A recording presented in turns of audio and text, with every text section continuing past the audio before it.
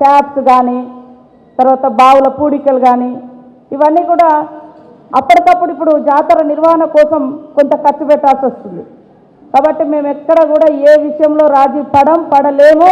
మాకు ఇష్టమైన దైవము తల్లులు, మేమిద్దరం కూడా ఆడ కూతుళ్ళము. ఆ తల్లుల యొక్క జాతర నిర్వహించడం మాకొక గొప్ప అవకాశంగా, మా పూర్వజన్మ సుకృతంగా మేము భావిస్తూ ఉన్నాం. కాబట్టి అధికారులు కూడా అదే రకంగా పనిచేయాలి. కాజ్వేకి సంబంధించి ఊరట్టంది లాస్ట్ టైం వట్టిగానే మట్టి పోసిర్రు, కానీ ఈసారి పైపులు వేసి దాని మీద సీసీ పోస్తున్నాం. ఎక్కడ ఏ చిన్న అవకాశం దొరికినా కూడా, లాస్ట్ టైం కొన్ని మట్టి పోసినా కూడా అట్లాంటిది వద్దు, పర్మనెంట్ స్ట్రక్చర్ కావాలని మేము చేస్తూ ఉన్నాం. అదేవిధంగా మీడియా పాయింట్ కోసం కూడా ఇంకొక సపరేట్ మీడియా పాయింట్ను కూడా ఈసారి ఏర్పాటు చేస్తూ ఉన్నాం. బెల్లానికి సంబంధించి కూడా బెల్లం ఎత్తి వేయడము ఇబ్బంది పడుతున్నారు, తలలు బలుగుతున్నాయి అనేటువంటి ఉద్దేశంతో ఒక కొత్త విధానం, వారు వేసినటువంటి మరి కట్న కానుకలు బెల్లం కూడా బంగారాన్ని గద్దెల మీదకి పోయే విధంగా కూడా ఏర్పాట్లు చేస్తూ ఉన్నాం. కాబట్టి ప్రతి ఒక్కరు కూడా తప్పులు జరిగితే మా దృష్టికి తీసుకురండి, ఎవరిని క్షమించేది లేదు. అధికారులు కూడా పై స్థాయి అధికారులు కూడా దయచేసి రాజీ పడొద్దు. ఖచ్చితంగా దేవునికి చేసే పని కాబట్టి నిబద్ధతతో నిజాయితీతో చేస్తామని తెలియజేస్తూ ఈ మహాజాతరకు ప్రతి ఒక్కరు కూడా సహకరించండి. రాష్ట్ర వ్యాప్తంగా దేశవ్యాప్తంగా ఉన్నటువంటి వారిని కూడా మేము ఆహ్వానిస్తున్నాం.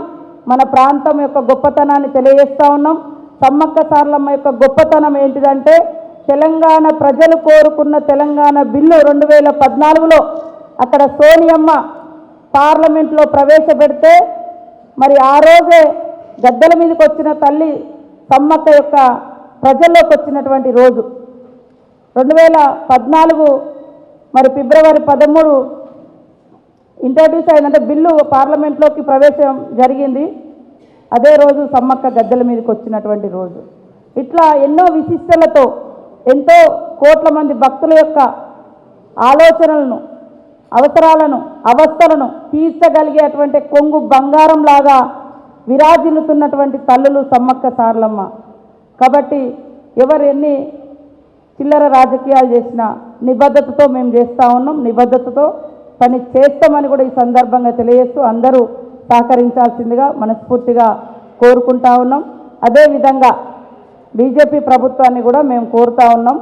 నేను కూడా గతంలో రాష్ట్రపతి గారి దృష్టికి కూడా తీసుకెళ్ళాం, జాతీయ పండుగగా ప్రకటించండి. అదేవిధంగా గతంలో కొంతైనా నిధులు ఇచ్చేది, ఈసారి మరి జాతరకు ఎలాంటి నిధులు ఇవ్వలేదు.